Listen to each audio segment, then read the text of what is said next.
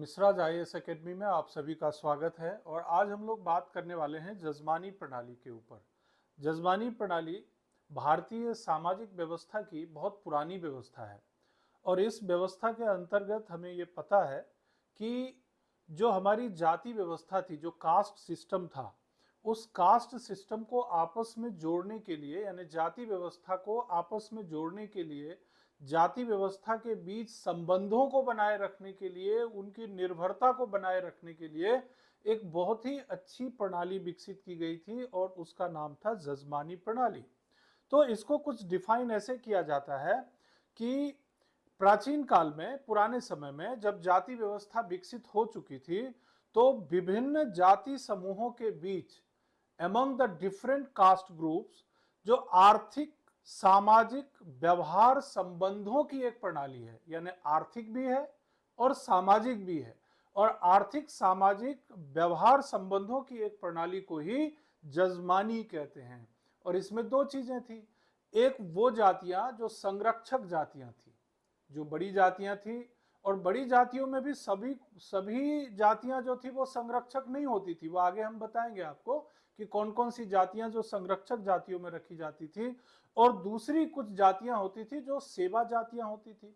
जैसे उदाहरण के लिए अपन समझते हैं, भले ही ब्राह्मण जाति के लोग उच्च जाति में आते थे, लेकिन ये सेवा जाति के अंतर्गत आते थे। सेवा जाति के अंतर्गत आने के कारण ये क्या करते थे, जो हमारे समाज में जैसे जो राजपूत होते थे, क्षत्रिय होते थे, या जो व्यापारी व्यवसायी जातियां होती थी, उन लोगों के यहाँ ये सेवा प्रदान करते थे। और उस सेवा के बदले इनको क्या होता था, दक्षिणा मिलता था, और उससे इनका जीवन यापन चलता था। तो ये कहना कि हमेशा जो संरक्षक जातियां होती थी वो ऊंची जातियां ही होती थी, ऐसा भी सही नहीं है। तो कुल मिलाकर के जजमानी प्रणाली क्या है, तो ये आर्थिक सामाजिक संबंधों की एक प्रणाली है जिसमें विभिन्न जातियां आपस में आर्थिक रूप से संबंधित होती थी। आगे देखेंगे कि इस प्रणाली में, देखिए, जो जो सेवा करने वाली जाति होती थी, इस प्रणाली में सेवा करने वाली जातियों को क्या कहते थे, कामीन कहते थे। सेवा करने वाली जातियों को कामीन कहते थे, और जो सेवा प्राप्त करती थी उसको जजमान कहते थे। यानी कि अगर ब्राह्मण राजपूतों के घर सेवा प्रदान कर रहे हैं, यानी कि उनके बच्चों को शिक्षा दे रहे हैं, उनके घर पूजा करा रहे हैं, तो ब्राह्मण क्या हो गए, कामीन हो गए। और जो राजपूत हुए वो क्या कहलाएंगे, जजमान कहलाएंगे। आज भी ये शब्द प्रचलन में है। यानी कि अगर ब्राह्मण किसी के घर जाकर के पूजा पाठ कराते हैं, उनके यहाँ जो है वो शिक्षा दीक्षा का काम करते हैं, तो ब्राह्मण हो गए कामीन, और जिनके यहाँ पूजा पाठ करा रहे हैं वो हो गए जजमान। ऐसे ही विभिन्न जातियों को, जैसे कुम्हार, कुम्हार का काम क्या होता था, बर्तन बनाना। अब समाज जो था उस समय धर्म पर विशेष तौर पर आधारित होता था, तो कोई भी, चाहे वो कोई संस्कार का काम हो, चाहे कोई कर्मकांडीय काम हो, तो क्या होते थे, मिट्टी के बर्तनों का इस्तेमाल होता था। विभिन्न प्रकार के बर्तन लगते थे, और उन बर्तनों का निर्माण कौन करता था, कुम्हार करता था। नाई, नाई का भी बहुत महत्व हुआ करता था। नाई जो थे वो विभिन्न कर्मकांडीय या कोई संस्कारीय व्यवस्था के दौरान विभिन्न उनके घरों में, यानी कि अपने जजमान के घर जाकर के जो है उनको सेवा प्रदान करते थे, और समाज के विभिन्न लोगों को जाकर के बताते थे कि उनके यहाँ ये पूजा हो रही है, उनके यहाँ ये कार्यक्रम है। ऐसे ही विभिन्न प्रकार की जातियां, अलग अलग जातियां अलग अलग सेवाएं करती थी। और कुछ जातियां ऐसी थी जो कृषि का काम करती थी, कुछ जातियां ऐसी थी जो मिट्टी का बर्तन बनाती थी, कुछ जातियां ऐसी थी जो फूल माला इत्यादि का काम करती थी, कुछ जातियां जो है वो शिक्षा दीक्षा देने और पढ़ने पढ़ाने का काम करती थी। तो विभिन्न जातियों की आवश्यकताओं की पूर्ति इस जजमानी प्रणाली से हो जाया करती थी।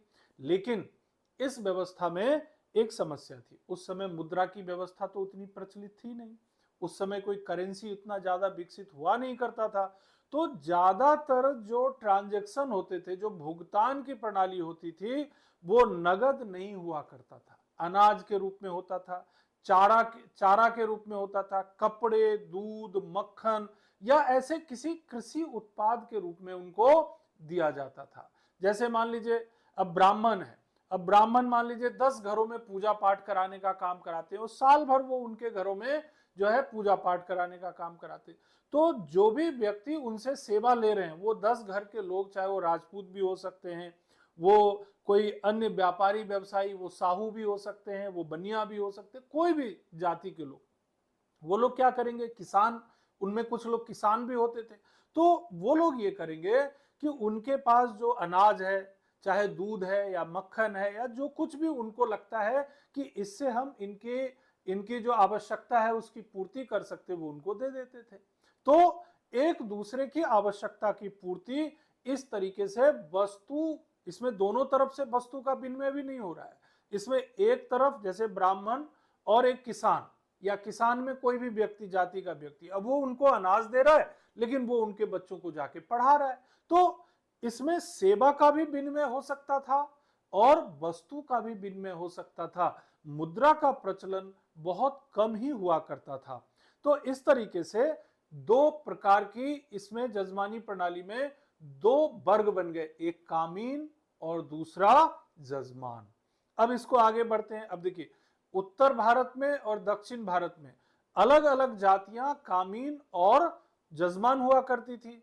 जैसे अगर मान लीजिए हम उत्तर भारत की बात करें तो राजपूत और जो भूमिहार होते थे, राजपूत हो गए, भूमिहार हो गए, ये उत्तर भारत में संरक्षक जातियां होती थी। संरक्षक मतलब मान के चलिए कि जजमान हुआ करती थी। वहीं दक्षिण भारत में जो काम्मा या रेड्डी जो जातियां होती थी वो संरक्षक जातियां होती थी। तो उत्तर भारत और दक्षिण भारत में कामीन और जजमान जातियों में अंतर हुआ करता था, लेकिन मुख्य बात यह है कि कामीन वो होते थे जो सेवा प्रदान करते थे और संरक्षक यानी जजमान वो होते थे जो सेवा प्राप्त करते थे। जजमानी व्यवस्था आखिर पर्पस क्या था, इसका उद्देश्य क्या था, ये काम क्या करता था? तो इसके दो बड़े काम थे। देखिए, एक तो आर्थिक लेन देन की एक व्यवस्था थी, इसमें कामीन जो थे वो सेवा प्रदाता थे यानी सर्विस प्रोवाइड करते थे, और संरक्षक यानी जो जजमान होते थे वो सेवा प्राप्त करते थे। ठीक है, यानी कि सेवा प्रदाता और जजमान, और जो सेवा प्रदान करता था उसके लिए विशेष शुल्क की व्यवस्था होती थी। और ये शुल्क क्या होता था, ये कुछ कुछ जगहों पर जहां पर नगदी विकसित हो चुकी थी वहां नगद मिल जाता था, बाकी फसल के रूप में, दूध के रूप में, मक्खन के रूप में, घी के रूप में, इन सब तरीकों से भी ये जो है उसकी भरपाई कर दी जाती थी। तो ये भी आपको समझ में आ गया होगा कि विभिन्न जातियां अलग अलग काम करते हुए कामीन और संरक्षक यानी जजमान जातियों में विभाजित थी। तो ये एक आर्थिक लेन देन की एक व्यवस्था थी, ये अपने आप में जजमानी का एक प्रमुख कार्य था। दूसरा, इस तरीके से सामाजिक रिश्तों का विकास होता था। ब्राह्मणों का संबंध जो है वो माली से होगा, नाई का संबंध ब्राह्मणों से होगा, नाई का संबंध साहू से होगा, साहू से का संबंध अग्रवाल से होगा, अग्रवाल का संबंध और किसी अन्य जाति से होगा। भाई सभी एक दूसरे पर निर्भर थी, कोई कृषि उपज के लिए निर्भर थी और कुछ सेवा के लिए निर्भर थी। तो एक ऐसी व्यवस्था, पारस्परिक निर्भरता की एक ऐसी व्यवस्था थी जिसमें आर्थिक संबंध के साथ साथ सामाजिक संबंध भी विकसित हो जाते थे। सामाजिक संबंध यानी एक दूसरे के घर जाना, शादी ब्याह हो गया तो एक दूसरे को मदद करना, एक दूसरे को जो है इस तरीके से समर्थन देना, सपोर्ट करना, इस तरीके से एक सामाजिक संबंध विकसित हो गया। क्योंकि कई बार जो है जजमान के यहाँ कोई कार्यक्रम हो रहा है, शादी का कार्यक्रम हो रहा है, मुंडन का कार्यक्रम हुआ, विवाह का कार्यक्रम हुआ, तो उनके जो कमीन होते थे यानी उनको सेवा प्रदान करने वाले लोग थे वो वैसे भी आते थे और उनको विशेष तौर पर बुलाया भी जाता था। तो इस तरीके से समाज में एक दूसरे का सम्मान भी बढ़ता था, प्रतिष्ठा भी बढ़ती थी और समाज में एक रूपता और समरसता भी बनी रहती थी, क्योंकि निर्भरता के कारण एक दूसरे का वो सम्मान करते थे कि भाई अगर हम इनका सम्मान नहीं करेंगे तो ये हमें सेवा प्रदान नहीं करेंगे। और जो सेवा प्रदान करने वाले यानी कामीन जातियां थी वो सोचती थी कि भाई हम इनके यहाँ सेवा नहीं करेंगे तो हमें आर्थिक सुरक्षा कहां से मिलेगी। तो इस तरीके से वो एक दूसरे की मदद भी करते थे। आगे बात करते हैं। आखिर ये व्यवस्था, देखिए सामाजिक व्यवस्था में या आर्थिक प्रणाली में कोई भी चीज तभी टिकती है जब उसका कुछ समाज को आवश्यकता होती है, कुछ महत्व होता है। अपने आप कोई चीज टिक नहीं सकती, जरूर कुछ न कुछ जरूरत रही होगी। तो देखिए, एक तो जरूरत थी आर्थिक सुरक्षा की, तो वो जजमानी से मिल जाती थी। मानसिक सुरक्षा, मेंटल प्रोटेक्शन भी मिल जाता था। मान लीजिए कोई कामीन है, उसके यहाँ कोई समस्या आ गई, कोई घटना घट गई, तो जो जजमान होते थे उसको सपोर्ट करते थे, मदद करते थे, उसको जो है मनोवैज्ञानिक तौर पर ताकत देते थे। मानसिक सुरक्षा हो गई। एक तरह का सामाजिक बीमा भी था, ये एक सोशल इंश्योरेंस भी था। कोई दुर्घटना हो गई, कोई मृत्यु हो गया, विवाह हो गया, विवाह मान लीजिए उनके यहाँ हो रहा है, कोई ऐसा कोई महत्वपूर्ण अवसर आ गया, तो जजमान जाकर के उनकी मदद करते थे। और जजमान को भी जो कामीन थे वो कामीन आकर के उनकी मदद करते थे। तो एक तरीके का ये सामाजिक बीमा था, सोशल इंश्योरेंस। बीमा में आज भी क्या होता है, मान लीजिए आपने LIC से कोई पॉलिसी ली है, कि किसी भी व्यक्ति ने LIC से पॉलिसी ली। अब मान लीजिए उस व्यक्ति के साथ कोई दुर्घटना घट गई, कोई उसके साथ कोई ऐसी घटना घट गई जिसकी भरपाई नहीं हो सकती, लेकिन LIC क्या करेगी, उसको आर्थिक सुरक्षा, यानी कि उसके घर वालों को, उसके नॉमिनी को क्या करेगी, जितने का उसने बीमा कराया है उसको बोनस के साथ पे करेगी। एक आर्थिक सुरक्षा हो गया, इससे मानसिक सुरक्षा भी हो गया, है ना। तो आर्थिक साथ साथ मानसिक सुरक्षा के साथ साथ सामाजिक बीमा, सोशल इंश्योरेंस भी जजमानी से मिल जाता था, और संबंधों का विकास तो होता ही था। हाँ, एक फायदा इससे और था, मान लीजिए कोई किसान है, खेती का काम करते हैं, अब उनका बच्चा भी खेती का काम करेगा, उनका बच्चा भी खेती का काम करेगा, तो अपने आप बचपन से ही खेती करने के विभिन्न तरीके वो सीख जाता था। कोई कारपेंटर है ना, कोई कारपेंटर है, अब वो कारपेंटर का काम करते, लकड़ी काटना, लकड़ी का इस्तेमाल करना, उसका कोई उपकरण बनाना, बचपन से देख रहा है, सीख जाता था। मतलब अपने आप एक स्पेशलाइजेशन विकसित हो जाता था जजमानी सिस्टम से। और देखते हैं, लेकिन कुछ कमियां भी हैं। अब जजमानी व्यवस्था के कारण क्या होता था, जैसे एक ही तरह के काम करने वाले लोग धीरे धीरे क्या होने लगे, एकजुट होने लगे, एक साथ आने लगे। फिर अगर मान लीजिए किसी एक व्यक्ति के साथ जजमान का कोई बहस हो गया, कोई विवाद हो गया, कोई, स्वाभाविक है होता है, हो गया, तो क्या हो गया, वो सारे कामीन एकजुट होने लगे, वो सारे जो जजमान जजमान जो संरक्षक जातियां थी वो एकजुट होने लगी। तो इस तरीके से जहां जजमानी से आर्थिक मानसिक सुरक्षा मिल रही थी, वहीं इसके कारण जातिवाद का भी विकास होने लगा, कास्टिज्म भी डेवलप होने लगा। ये इसकी एक कमी है। दूसरी कमी, गतिशीलता का अभाव। गतिशीलता मतलब क्या हुआ, अब कोई बढ़ई है, कारपेंटर है, तो उनका बच्चा भी कारपेंटर बनेगा, वहीं उसी गांव में रहेगा, वो बाहर निकलने का सोचते ही नहीं थे लोग, न शहर में जाएंगे न बड़ी जगह जाएंगे, बस एक पैटर्न में चलते रहते थे। तो इसके कारण सामाजिक गतिशीलता भी कम होती थी, प्रोग्रेस भी कम होती थी, कमाई भी कम होती थी। तो गतिशीलता की कमी का पाया जाना जजमानी की एक प्रॉब्लम थी। बेगार का प्रोत्साहन, अब मान लीजिए कमीन ने काम तो कर दिया, लेकिन जजमान के पास उस समय कुछ देने को नहीं है। अब देने को नहीं है तो क्या होगा, अगर जजमान के पास, तो वो बोलेंगे भाई ऐसे ही काम कर दो। तो इससे एक तरह का बेगार भी बढ़ता था, ये भी एक प्रॉब्लम है। रूढ़िवादिता, इससे क्या हो गया, एक ही ढांचे पर चलते रहते थे, जो पुरानी परंपराएं थी उसमें कोई बदलाव नहीं लाना, पुराने जो तौर तरीके थे उसमें बदलाव नहीं लाना, ये सब प्रॉब्लम थी किसकी, जजमानी प्रॉब्लम। तो जजमानी व्यवस्था जहां एक तरफ सामाजिक मानसिक सुरक्षा का काम कर रही थी, वहीं जातिवाद, गतिशीलता का अभाव, बेगार का प्रोत्साहन और रूढ़िवादिता को बढ़ावा देने की कमियों से भी ग्रस्त था। लेकिन समय के साथ देखिए हर चीज में बदलाव होता है, यहां भी बदलाव हो रहा है। क्या बदलाव हुआ, तो देखिए यहां पर ये नगदीकरण नहीं है, ये नगरीकरण है, अर्बनाइजेशन। लेकिन अगर मैं इसको थोड़ा सा घुमा के बोलूं तो मैं नगदीकरण भी कह सकता हूं।